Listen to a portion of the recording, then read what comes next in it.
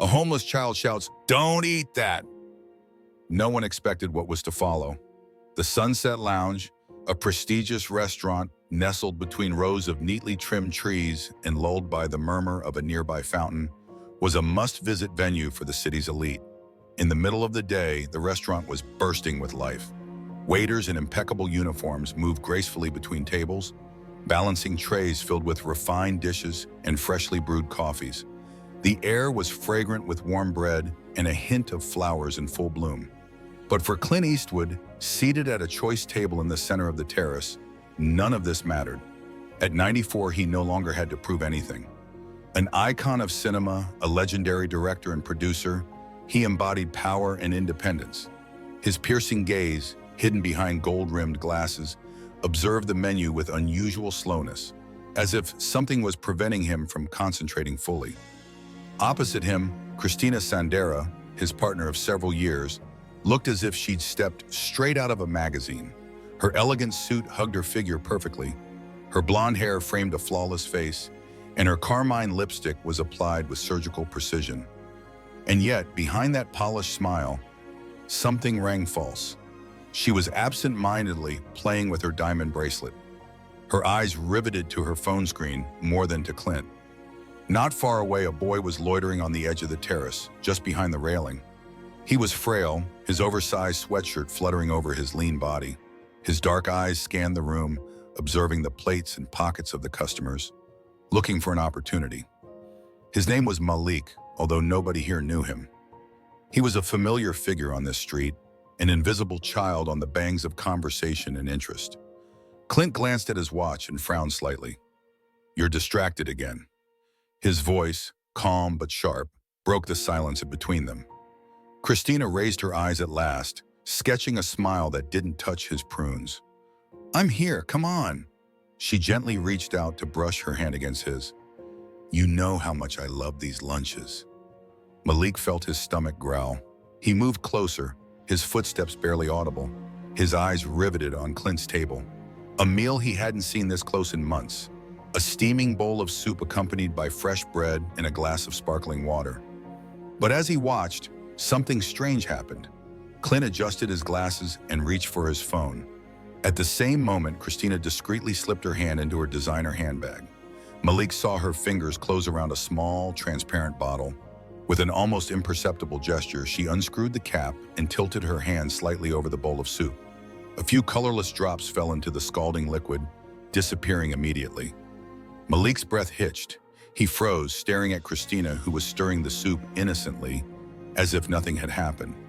Then she leaned slightly towards Clint and whispered in a low but perfectly audible voice, "After all I've done to get here, you're not going to ruin it now."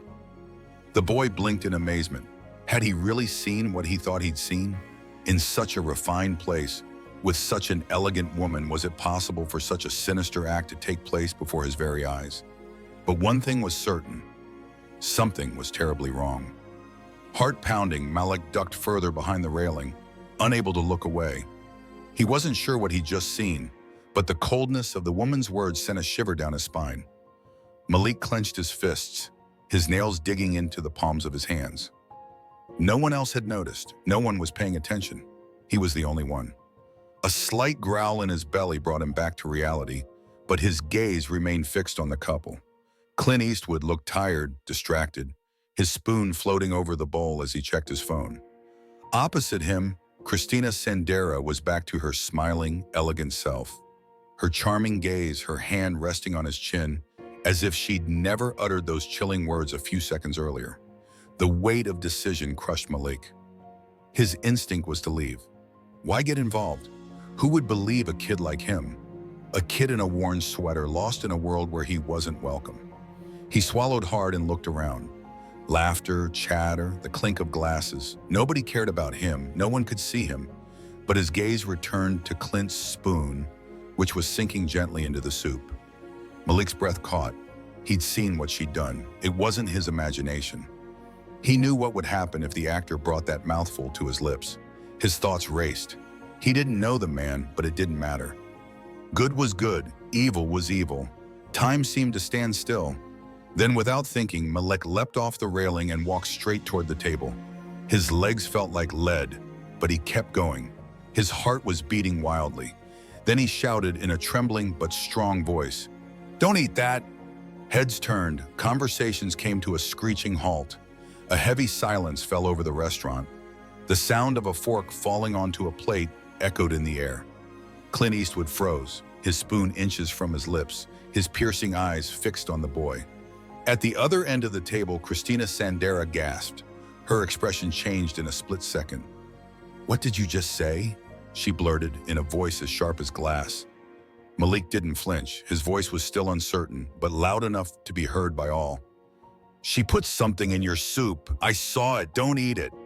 Horrified murmurs ran through the room.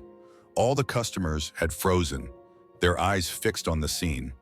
The silence was suffocating. Malik stood motionless, breathless, as adrenaline pulsed through his veins. Clint blinked, his gaze going from the boy to Christina. "What's he talking about, Christina?" he asked, his voice steady, but his fingers trembling slightly as he rested his spoon on the table. Christina's mask cracked. Her composure snapped like a rope too tight. She rose abruptly, her chair scraping noisily against the stone floor. "You little liar," she hissed, her voice trembling with rage. "How dare you accuse me of such an abominable thing?" Her words were venomous, spat with contempt. "Who let you in here anyway?" The words struck Malik right in the heart, but he didn't move. He stood his ground.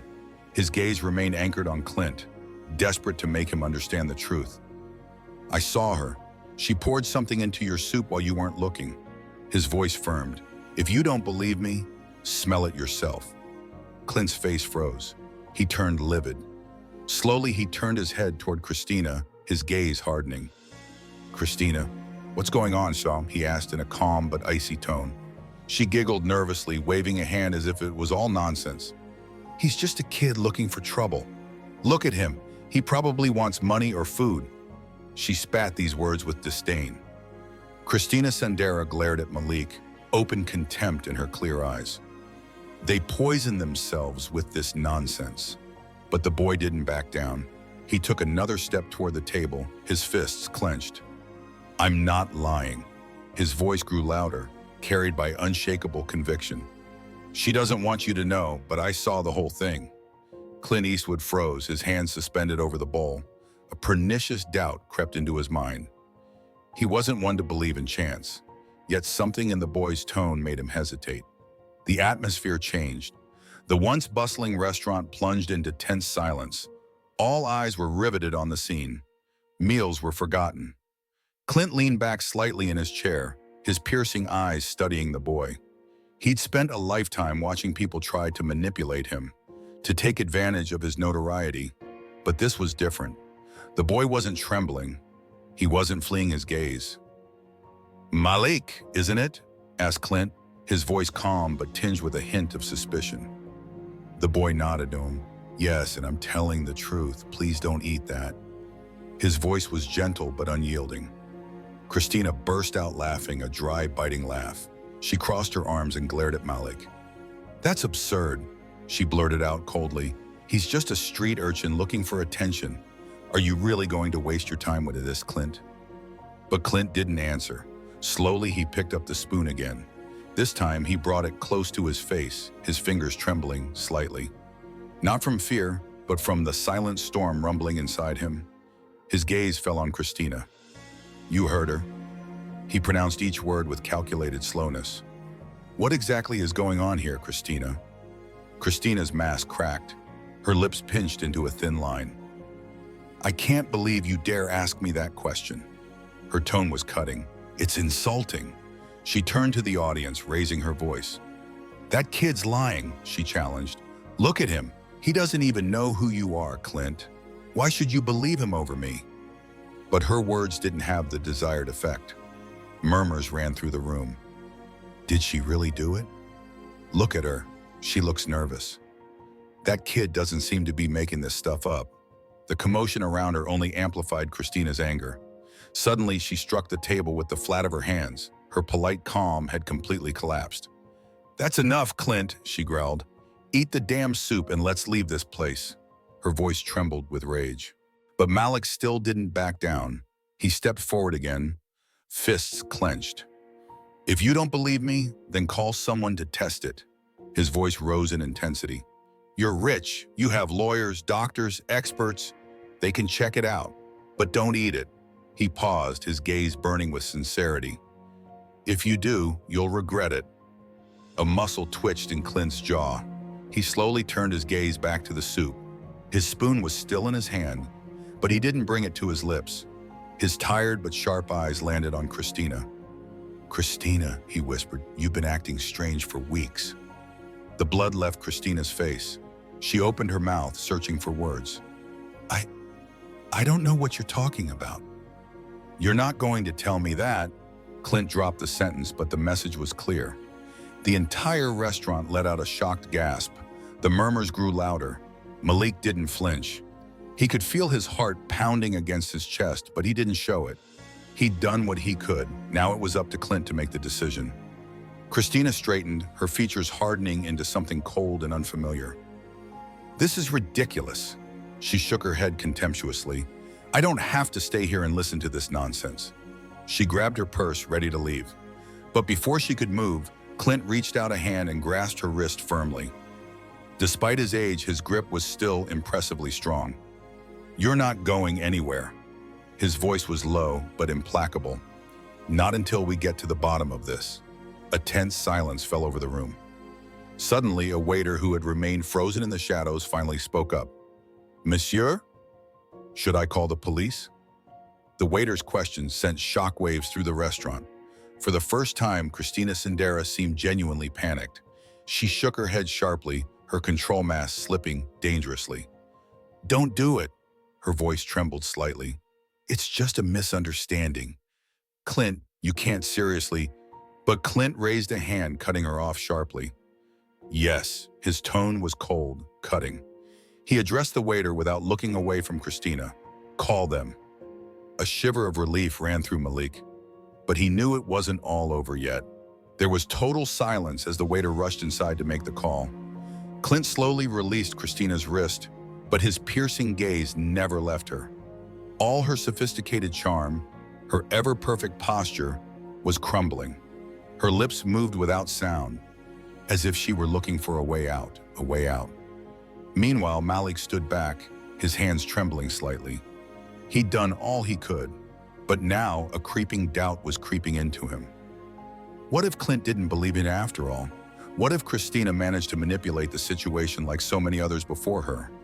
He clenched his fists, forcing himself to stay in place. "Malik," Clint's voice cut sharply through the restaurant's tense air. "You say you saw her pour something into my soup. Can you describe what it was?" The boy nodded quickly and took a step forward. "It was a small bottle like the ones we use for medicine, a clear liquid. She poured it in while you were looking at your phone. Then she stirred the soup. I swear I saw it." Clint clenched his jaw, his gaze dark and hard. He slowly turned his head toward Christina. She was already shaking her head. "That's absurd," she protested. "He's lying. Why would I do something like that?" But Clint cut her off curtly. Why would he lie? A heavy silence fell. Whispers resumed around them. And then, in the distance, sirens sounded. The noise added further tension to the already heavy atmosphere. Christina's eyes fell on the soup, and in that instant, her mask dropped completely. She was trapped. Her gaze quickly drifted to Malik, turning to pure rage. "You were spying on us, weren't you?" she hissed, her voice betraying her frustration. "You're just looking to cause us trouble, because you're jealous of those who have a real life." The words were a stab, but Malik didn't back down. He planted his gaze in hers. "I'm not jealous." His tone was firm, his gaze burning. "I saw what I saw, and I couldn't stand by and do nothing while you tried to hurt her." The sirens were close by now. 2 policemen entered the restaurant. Space suddenly seemed to shrink as they approached the table, their hands resting on their belts. "What's going on here?" one of them asked, his tone neutral but authoritative. Clint, straight and imposing despite his age, rose slightly. "Officers, I need you to examine this." He pointed to the bowl of soup. "This boy claims my wife poured something into it." The policemen exchanged glances. Their expressions remained impassive. One of them leaned over slightly, sniffing the smell of the dish cautiously. Then he turned to Christina. "Madam, do you have anything to say about this?" Christina's complexion turned red. "This is ridiculous," she blurted out in annoyance. "He's just a street urchin out to cause chaos. Clint, are you really going to let this nonsense go this far?" But the officer didn't take the bait. He shook his head slowly. "We need to test the contents." He reached for the bowl. "No!" Christina's outburst was so abrupt that the whole restaurant gasped. Her tone resonated louder than expected, drawing even more attention to herself. Her sudden agitation didn't work in her favor. The agent paused, squinting slightly. "Madam, is there anything you'd like to tell us before we proceed?" Her breath quickened. She glanced desperately at Clint, then at the policeman. Her hands trembled slightly on her purse. Finally, she gave in. Her gaze hardened, her mask completely shattered. "All right." Her voice was low, filled with cold venom. "You want the truth? I'm tired of living in his shadow." Christina Sandera's voice echoed through the restaurant, sharp, filled with rage. "Enough of his control over everything. He should never have survived this year. And She paused abruptly. She was too late. A shiver of horror ran through the room. Customers gasped, some already taking out their phones to film. Clint Eastwood turned livid, Christina's words hitting him like a punch to the heart. One of the policemen stepped forward, his gaze dark. "Ma'am, you're under arrest for attempted murder. Please put your hands where I can see them." Christina's icy calm exploded into a fit of sheer panic. "No, you don't understand," she screamed, struggling violently as the officers handcuffed her. She tried desperately to escape, her mask shattered into 1,000 pieces. "I should have had everything. Everything he owns should have been mine." Her voice echoed through the restaurant as they dragged her out. Her scream gradually faded away. The silence that followed was heavy, ponderous. Clint sank back in his chair, his trembling hand pushing the bowl of soup further back. He froze for a moment, his face closed, betrayed. Then his gaze found Malik. The boy was still standing, frozen in place, unsure whether to run or stay. But in Clint's eyes, rage gave way to something else. Gratitude. He hadn't just saved his life, he'd opened his eyes to a truth he'd never imagined. All around them, the restaurant was slowly catching its breath. Murmurs resumed as customers exchanged stunned glances. Some looked at Clint with pity, others with mute curiosity. But Malek didn't move. He felt out of place, uncertain. Should he leave or stay? Clint straightened slowly and laid eyes on him. "Malik," his voice was softer, more composed. He pointed to the chair in front of him. "Sit down." The boy hesitated. All eyes were on him, but in Clint's voice there was a weight that left no room for doubt. Slowly, Malik sat up. His shoulders were tense, his hands clenched on the edge of the table. Clint watched him for a moment before taking a deep breath. "You saved my life." His voice was low but firm. "I don't know how I'll ever be able to thank you." Malik lowered his eyes, uncomfortable. I couldn't let that happen." His voice was barely a whisper. "I couldn't just watch and say nothing." There was a brief silence. Clint nodded slowly. His gaze darkened, as if he were replaying the whole scene over and over in his mind. Then he resumed in a more serious tone. "Most people would have looked the other way." He paused. "They would have pretended not to see." His eyes fell on the boy again. "But not you." He crossed his arms, his gaze as piercing as ever. "It takes courage to do that, kid." Malik shrugged, then in a barely audible breath he replied, "I just did what was right." A thin, almost imperceptible smile grazed Clint's lips. The restaurant continued to rustle around them. But at this very moment, Clint and Malik were the only ones who mattered. I just don't like to see people suffer, that's all." Clint Eastwood slowly leaned back in his chair, laying a careful gaze on the boy. For the first time, he was really seeing him. Not just as a street kid, but as someone with a story, with a soul.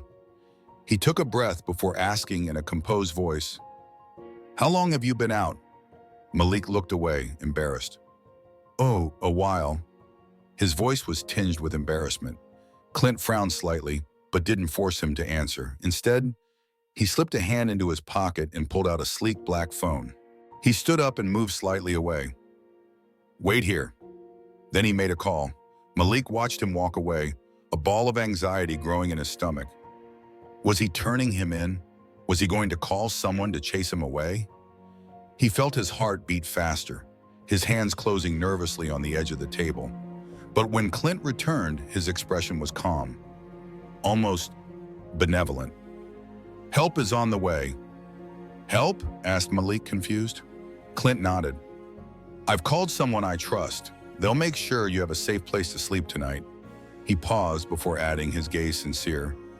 "And if you'll let me, I'd like to do even more than that." Malik's eyes widened. "You don't have to do that." His voice was quick, defensive. "I didn't do this for money or anything."